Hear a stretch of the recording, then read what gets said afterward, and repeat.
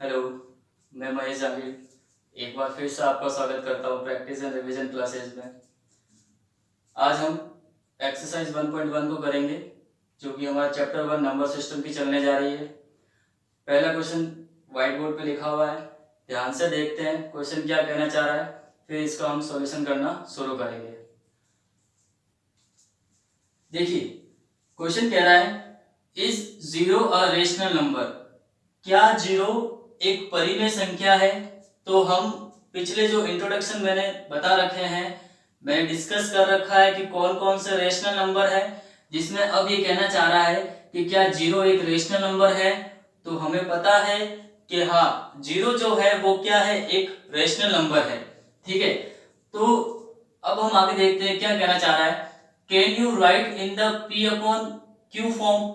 मतलब अगर zero rational number है तो क्या आप इसे p अपॉन q की फॉर्म में लिख सकते हैं? हमने जो डेफिनेशन पढ़ी थी हमने रेशनल नंबर की, वो क्या कह रही थी कि जो रेशनल नंबर होता है वो कौन सी फॉर्म में होता है, p अपॉन q की फॉर्म में होता है। कौन सी फॉर्म में होता है? p अपॉन q की फॉर्म में होता है। अब देखो, अब यहाँ बात हो रही है कि क्या जीरो एक रेशनल नंबर है, तो हम बोलेंगे yes, zero is a rational number. Zero क्या है हमारे पास, ये एक रेशनल नंबर है। ठीक है, अगर ये जीरो रेशनल नंबर है तो हम इसे कौन सी फॉर्म में लिख सकते हैं? p अपॉन q की फॉर्म में लिख सकते हैं। जीरो एक क्या है, परिमेय संख्या है, और बताया था मैंने कि परिमेय संख्या को कौन से रूप में लिख सकते हैं हम, p अपॉन q के रूप में लिख सकते हैं। देखो, मैंने एग्जांपल दिए भी थे, ये जैसे जीरो है तो इस जीरो को मैं लिख सकता हूं ऐसे, जीरो अपॉन वन। ठीक है, हम इस जीरो को हम ये भी लिख सकते हैं, zero upon two, zero upon three. ऐसे करते करते हम जीरो के अपॉन में बहुत सारे नंबर रख सकते हैं। इन सब का रिजल्ट हमारे पास क्या आएगा, ये जीरो अपॉन वन का मतलब क्या कि जीरो को किससे डिवाइड करना है, हमें वन से डिवाइड करना है। ठीक है, तो वन को किससे मल्टीप्लाई करूं कि जीरो आ जाए। साफ हमें पता चल रहा है कि जब वन को जीरो से मल्टीप्लाई करूंगा तो हमारे पास क्या रहेगा, जीरो रहेगा। यानी कि वन इंटू जीरो करने पे क्या आता है, जीरो। तो देखो, जीरो को मैं जीरो अपॉन वन लिख सकता हूँ। उसी टाइप से टू को जीरो से मल्टीप्लाई करने पे क्या आएगा, मेरे पास वापिस जीरो ही मिलेगा। तो हम जीरो को क्या, zero upon one, zero upon two, zero upon three, zero upon four ऐसे लिख सकते हैं। और देखो, ये जो फॉर्म बन रही है p अपॉन क्यू की फॉर्म बन रही है। कौन सी फॉर्म बन रही है, p अपॉन क्यू की फॉर्म बन रही है। और यहां से हमें ये भी दिख रहा है कि जो डिनोमिनेटर है यानी कि जो हर है वो क्या है, जीरो के बराबर नहीं है। देखो, वहां ये भी लिखा हुआ है कि p और q दोनों क्या होने चाहिए, इंटीजर्स होने चाहिए, पूर्णांक होने चाहिए। तो देखो, जीरो क्या है, पूर्णांक है, और ये वन क्या है, ये भी एक पूर्णांक है। जीरो और वन दोनों ही क्या है, इंटीजर्स हैं। तो यहाँ पे ये भी कंडीशन सेटिस्फाई हो रही है कि p अपॉन q की फॉर्म में लिख रहे हैं हम, और साथ साथ में जो डिनोमिनेटर q है, कौन है डिनोमिनेटर q, वो किसके इक्वल नहीं है, जीरो के इक्वल नहीं है। तो ये क्वेश्चन इस टाइप से हम करेंगे, तो इसका आंसर लिखेंगे हम yes, zero is a rational number. और एग्जाम्पल लिखेंगे हम इस टाइप से, zero upon one, zero upon two, zero upon three, all are in the form of p upon q। ये सभी जो है कौन से रूप में है, ये p बटा q के रूप में है, और साथ ही ये one two three four denominator में यानी कि हर में जितने भी नंबर है ये किसके बराबर नहीं है, जीरो के बराबर नहीं है। ओके, आपको ये क्वेश्चन समझ में आया होगा। अब हम चलते हैं क्वेश्चन नंबर 2 पर। क्वेश्चन नंबर 2 बोल रहा है find 6 rational numbers between 3 and 4। बहुत इजी क्वेश्चन है, इसको हम करेंगे। 3 और 4 के बीच में 6 परिमेय संख्याएं ज्ञात कीजिए। ठीक है, इसका सॉल्यूशन शुरू करते हैं। लास्ट वीडियो अगर आपने देखा होगा तो मैंने वहां बताया था कि कोई भी दो इंटीजर्स के बीच में, कोई भी दो पूर्णांकों के बीच में अपरिमित रूप से अनेक परिमेय संख्याएं ज्ञात की जा सकती है। ठीक है, अगर आपने वो वीडियो पिछला वाला देखा है तो आपको ये चीज अच्छे से समझ में आएगी, अगर नहीं देखा है तो जाकर उस वीडियो को देखिए, आपको चीजें और भी आसान लगेगी। ठीक है, तो हम अभी सॉल्यूशन शुरू करते हैं। आपको कितने रेशनल नंबर्स बताने हैं? 6 रेशनल नंबर्स बताने हैं। 6 रेशनल नंबर्स किसके बीच में? 3 और 4 के बीच में। 3 और 4 के बीच में आपको रेशनल नंबर्स फाइंड करने हैं। कितने? 6 रेशनल नंबर्स।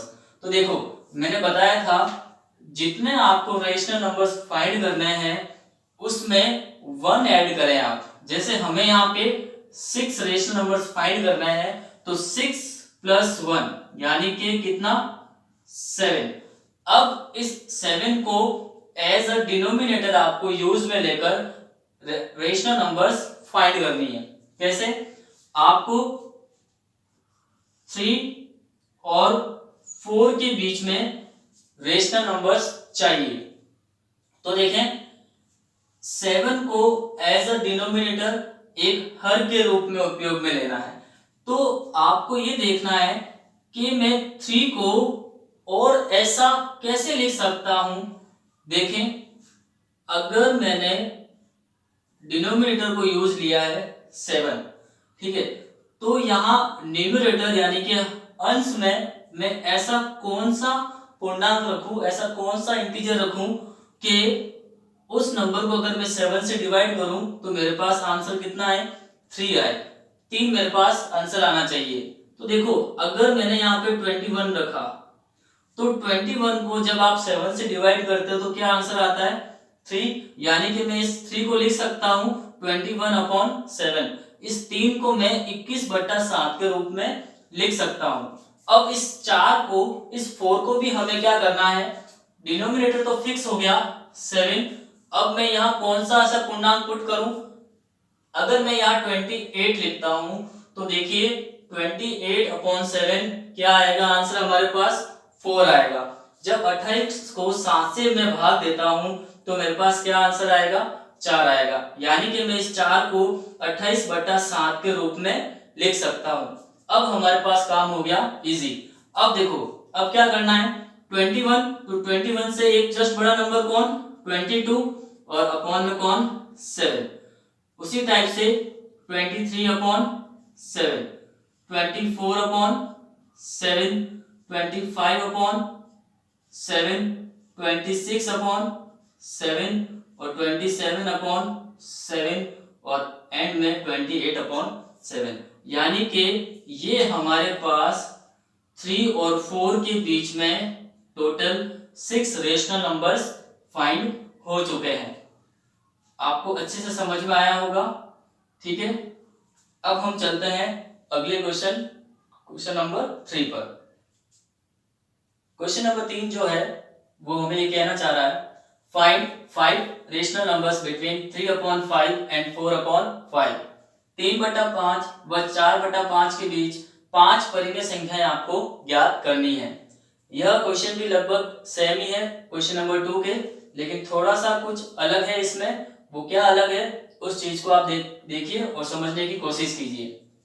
देखिए क्वेश्चन नंबर 2 को हमने जब डिस्कस किया था तो वहां पे 3 और 4 के बीच में हमको रेशनल नंबर्स फाइंड करने थे, और जितने भी रेशनल नंबर्स फाइंड करने थे, ठीक है, तो हम क्या कर रहे थे? उसमें 1 ऐड करके जो भी हमारे पास नंबर आ रहा था उसको हम एज अ डिनोमिनेटर यूज में लेकर हम आगे रेशनल नंबर्स फाइंड कर रहे थे।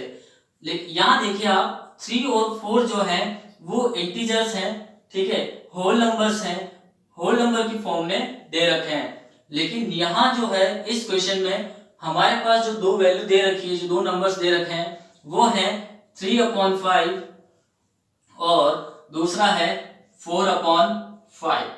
हमें इन दो नंबर्स के बीच में 5 परिमेय संख्याएं ज्ञात करनी है। 5 रेशनल नंबर्स हमें फाइंड करने हैं। देखिए यहाँ पे तो ये दोनों नंबर जो हैं वो ऑलरेडी P/Q की फॉर्म में है। एक तो हमारे पास ये चेंज है इस क्वेश्चन में, और साथ में ये भी प्रॉब्लम है कि 3 के बाद जो नेक्स्ट नंबर आता है 4, वो यही दे रखा है 4।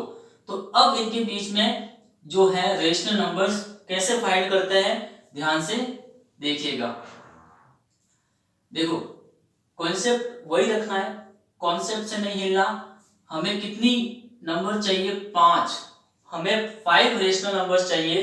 तो वही सेम कॉन्सेप्ट, 5 में आप 1 ऐड कीजिए तो कितना मिल रहा है हमारे पास, 6। ठीक है, अब इस 6 को हमें यूज में लेना है। कैसे यूज में लेना है, आपको क्या करना है, इस 6 को, ये जो आपके पास नंबर दे रखा है रेशनल नंबर्स, ये न्यूमरेटर और डिनोमिनेटर, अंश और हर को हमें क्या करना है, 6 से मल्टीप्लाई करना है। देखें, मुझे 3 को मल्टीप्लाई करना है 6 से और 5 को भी करना है 6 से। उसी टाइप से 4 को मल्टीप्लाई करना है 6 और 5 को भी किससे, 6 से। तो अब हमारे पास जो बनेगा वैल्यू वो क्या बनेगा, 6 इंटू 3 हो जाएगा अब हमारे पास 18 और 5 इंटू 6 हो जाएगा 30। 18/30 जो है, अगर इसको हम और सिंप्लीफाई करें तो देखें 18 और 30 दोनों 3 की टेबल में आ रही हैं, तो 3 कितने टाइम, 6 टाइम, और 30 कितने टाइम, 10 टाइम। फिर 6 और 10 जो है वो दोनों 2 की टेबल में आ रहे हैं, 3 और 5 टाइम। तो 3/5 जो है वो 18/30 की फॉर्म में भी लिखा जा सकता है। ठीक है, अगर, और एक चीज यहाँ पे ये ध्यान रखिए, अगर मेरे पास रेशनल नंबर है, न्यूमरेटर और डिनोमिनेटर, अगर दोनों को मैं सेम नंबर से मल्टीप्लाई करूं तो उस वैल्यू में कोई भी चेंजेस नहीं आएगा। देखो वापस अगर मैं 6/6 को हटा भी दूं तो भी वैल्यू क्या रहेगी, वापस 3/5 ही रहेगी। ठीक है, या फिर जब 18/30 आप इसको और अगर सिंपलेस्ट फॉर्म में लेकर आएंगे तो भी क्या रहेगा, 3/5 ही आएगी। तो आप 3/5 को 18/30 लिख सकते हैं। उसी टाइप से 6 इंटू 4 क्या हो जाएगा, 24, और 5 इंटू 6 कितना हो जाएगा, 30। अब आप इजीली इनके बीच में 5 रेशनल नंबर्स, 5 परिमेय संख्याएं ज्ञात कर सकते हैं। 18 से जस्ट बड़ा 19, और डिनोमिनेटर कौन, 30, फिर 20/30, फिर 21/30, 22/30 और 23/30। उम्मीद करता हूं ये क्वेश्चन आपको अच्छे से समझ में आया होगा। अब हम चलते हैं नेक्स्ट क्वेश्चन, क्वेश्चन नंबर 4 पर। Question number 4, state whether the following statements are true और false, give reasons for your answers. नीचे दिए गए कथन सत्य है या असत्य, कारण के साथ अपने उत्तर दीजिए। क्वेश्चन नंबर 4 ये कहना चाह रहा है कि आपके पास 3 स्टेटमेंट गिवन है, 3 कथन गिवन है। आपको ये बताना है कि ये जो हमारे पास स्टेटमेंट्स हैं, कथन है, वो ट्रू है या फॉल्स है, वो सत्य है या असत्य है। अगर सत्य है तो आपको बताना है कि क्यों सत्य है, और अगर असत्य है तो आपको बताना है कि वो क्यों असत्य है। तो हम पहला ऑप्शन करने जा रहे हैं। पहला option, every natural number is a whole number. ठीक है, तो इसको हम करते हैं। देखिए हमारे पास इस टाइप के स्टेटमेंट्स में जो नंबर का जिक्र कर रहा है उनको हाईलाइट करना है। एक तो ये बोल रहा है नेचुरल नंबर्स, और फिर बोल रहा है होल नंबर्स। ये कहना चाह रहा है कि क्या प्रत्येक प्राकृत संख्या एक पूर्ण संख्या होती है। तो देखें, पहले नेचुरल नंबर, तो हमें नेचुरल नंबर पता होना चाहिए कि नेचुरल नंबर कहां से लेकर कहां तक होते हैं, 1, 2, 3 और ऐसे पॉजिटिव का इंफिनिटी तक। ठीक है, नेचुरल नंबर 1 से स्टार्ट होकर कहां, पॉजिटिव इंफिनिटी।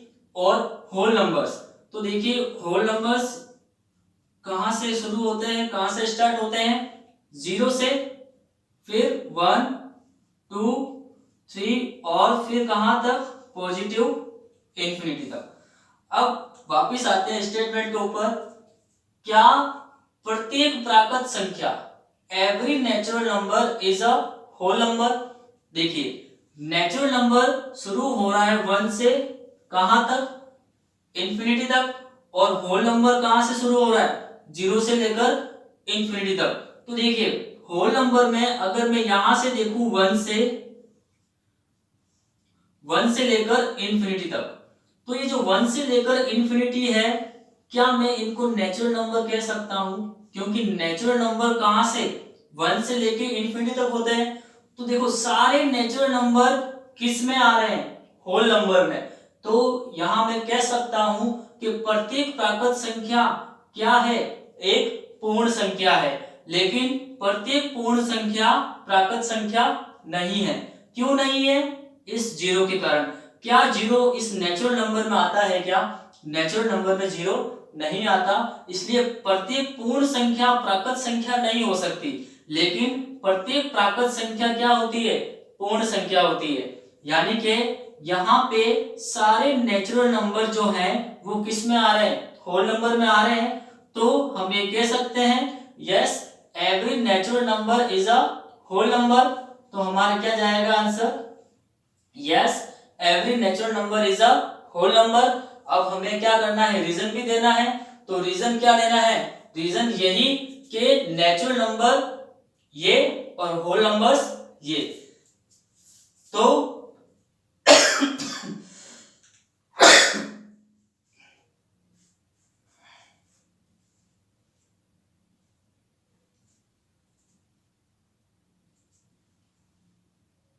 रीजन हमारे पास क्या जाएगा कि प्रत्येक प्राकृत संख्या क्या होती है, पूर्ण संख्या होती है। और हमें ऐसे ही लिखकर ये यहाँ पे बताना है कि natural number starts from 1 to infinity and whole number starts from 0 to infinity. Therefore every natural number is a whole number. ठीक है, रीजन आप यही लिख सकते हैं। अब आते हैं हम सेकंड ऑप्शन पर। सेकंड ऑप्शन क्या कहना चाह रहा है, every integer is a whole number. ठीक है, तो देखिए इसको दो नंबर किसके बारे में जिक्र कर रहा है, एक तो इंटीजर और जो दूसरा है वो होल नंबर। देखो इंटीजर क्या, इंटीजर नंबर लाइन पे जो हमें नंबर्स दिखते हैं वो सारे क्या इंटीजर्स, यानी कि इंटीजर्स जो हैं वो कहां से लेकर माइनस इंफिनिटी से लेकर -3 -2 -1 0 1 2 3 ऐसे चलते चलते कहां पॉजिटिव इंफिनिटी। ठीक है, ये सारे होते हैं इंटीजर्स। और होल नंबर्स हमारे पास कहां से होते हैं, 0 1 2 से लेकर पॉजिटिव इंफिनिटी।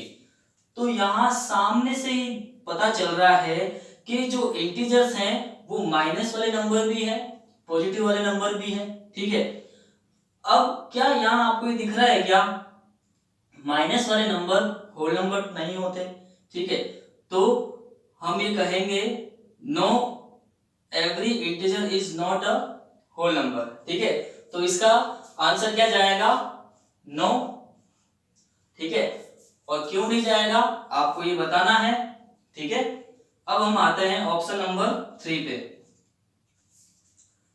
ऑप्शन नंबर 3 जो है, every rational number is a whole number. प्रत्येक परिमेय संख्या एक पूर्ण संख्या होती है। तो देखो रेशनल नंबर्स, अगर पूर्णांक को मैं लूं, अगर इंटीजर्स में देखूं तो सारे इंटीजर्स क्या होते हैं, रेशनल नंबर होते हैं। तो हमें इंटीजर्स से ही पता चल रहा है कि जब सारे इंटीजर होल नंबर नहीं होते तो सारे रेशनल नंबर भी क्या होल नंबर नहीं हो सकते। देखो जो रेशनल नंबर्स हैं, जो मेरे पास रेशनल नंबर्स हैं वो क्या p अपॉन क्यू की फॉर्म में होते हैं। कौन सी फॉर्म में होते हैं, p अपॉन क्यू की फॉर्म में। अब जो नेगेटिव वाली वैल्यूज है, जो नेगेटिव इंटीजर हैं, जैसे मैंने लिया -1, ठीक है, तो -1 को मैं लिख सकता हूँ -1 अपॉन 1। तो -1 अपॉन 1 तो p अपॉन क्यू यानी कि रेशनल फॉर्म में है।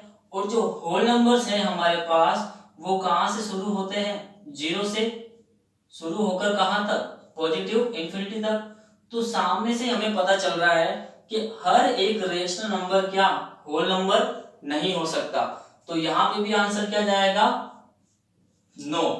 ठीक है, और रीजन क्या लिखेंगे आप, ये एग्जांपल दे दीजिए आप, या अपने मन से आप कुछ भी 3/5 ले ले। ठीक है। तो 3/5 क्या कभी होल नंबर है क्या? नहीं है। ठीक है, उम्मीद करता हूं कि ये क्वेश्चन आपको समझ में आया होगा।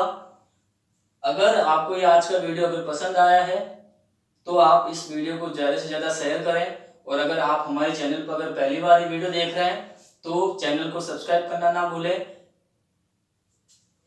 धन्यवाद।